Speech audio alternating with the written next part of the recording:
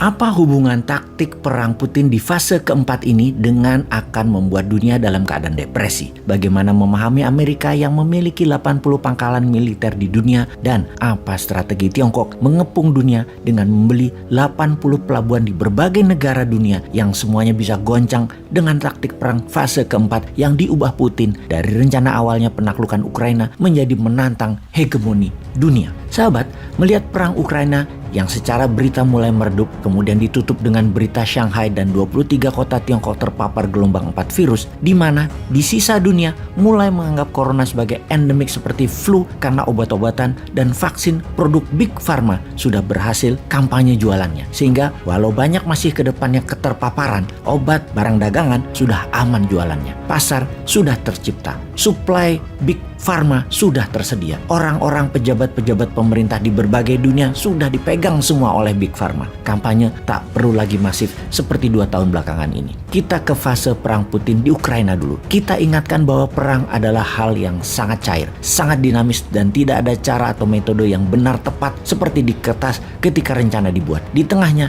banyak improvisasi dilakukan yang pokoknya by all means kita harus menang perang. Caranya terserah. Maka fase pertama serangan Rusia yaitu menaklukkan 100% wilayah Ukraina, mengusir 10 juta penduduk Ukraina ke luar negeri dengan serangan kilat ke Kiev dan mengganti pemimpin Ukraina dengan yang pro-Rusia. Kemudian Ukraina akan referendum masuk sebagai negara federasi Rusia. Serangan diluncurkan 24 Februari 2022 yang mana hingga tanggal 8 Maret tidak bisa masuk juga ke Kiev, padahal pasukan elit divisi 2 dan 3 Rusia yang dikirim. Ibarat Kopassus dan Denjaka yang dikirim. Tidak tembus juga kota-kota besar di utara Ukraina tersebut termasuk Kiev. Bahkan ketahan di kilometer 30-an jauh dari Kiev. Pasukan Rusia tidak bisa tembus-tembus ke Kiev. Kemudian rencana diubah menjadi strategi bumi hangus ala Aleppo di Suriah dilakukan, dan strategi bumi hangus ini diharapkan secara psikologis tentara Ukraina dan pemimpin militer serta Zelensky terpukul kemudian menyerah. Ternyata hal itu tidak terjadi.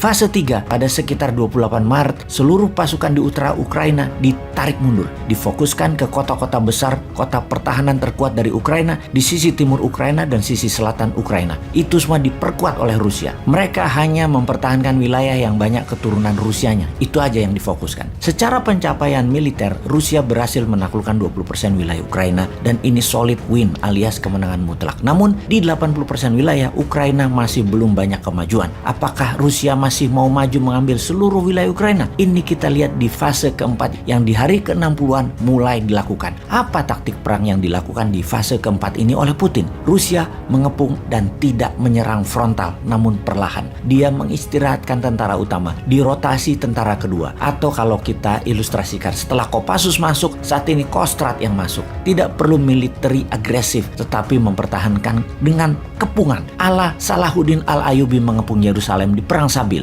Tujuannya adalah membuat rakyat Ukraina kelaparan dan mengungsi ke barat. Putin memaksa NATO, sekutu dan barat memberi makan seluruh orang Ukraina. Putin membuka saluran kemanusiaan. Setengah dari pengungsi mengalir ke Eropa saat ini sudah. Membiarkan orang Eropa memberi makan setengah orang dari Ukraina, dan setengah sisa orangnya masih di kota-kota yang terkepung menunggu penyelamatan dari pihak barat. Di sisi sebelah barat Ukraina sudah menerima penduduk sisi timur Ukraina, dan dari barat sudah 10 juta yang keluar ke Polandia, ke Rumania, ke Slovakia, Hungaria, dan sangat kurang persediaan makanan, minuman, tempat tinggal, tempat tidur, dan obat-obatan. Di sisi barat Ukraina sudah kekurangan banyak makanan dan minyak untuk listrik. Semua orang tidak memproduksi kebutuhan perdagangan. Tanah tidak ditanami lagi, pabrik-pabrik bahkan tidak dibuka. Puluhan juta orang di Ukraina bergantung pada barat untuk makanan dan minuman. Menurut perhitungan intelijen pertahanan, strategi Putin ini bisa merubuhkan Eropa Barat. Kira-kira dalam 1,5 tahun ke depan, tanpa meluncurkan rudal, Putin akan membuat Eropa Barat, NATO, dan sekutunya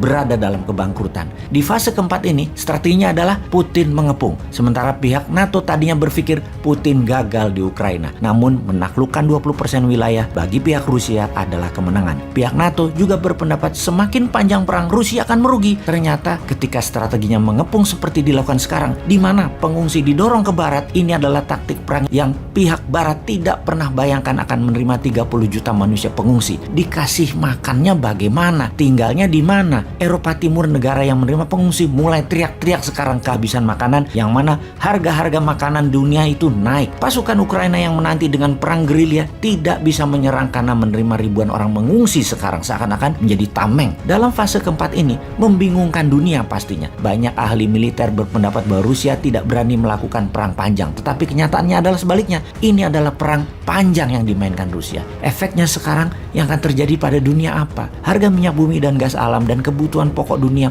pasti naik tinggi. Daya beli penduduk dunia turun akibat slowdown ekonomi 2 tahun terakhir karena pandemi. Feeling ya ini ya, feeling sekali lagi ya. Dapat dipastikan bukan analisa ini, feeling bosman, Amerika akan resesi. Ekonomi dalam negeri Amerika akan berat di tahun ini yang akan membuat dunia menjadi turun juga daya belinya. Namun Tiongkok secara ekonomi akan menguat. Begitu juga India akan menguat, di mana efek Amerika yang menurun tadi bisa membuat Amerika murka. Daripada Tiongkok terus menguat, kemudian Rusia menang perang, lebih baik dijadiin perang dunia ketiga. NATO masuk ke Ukraina,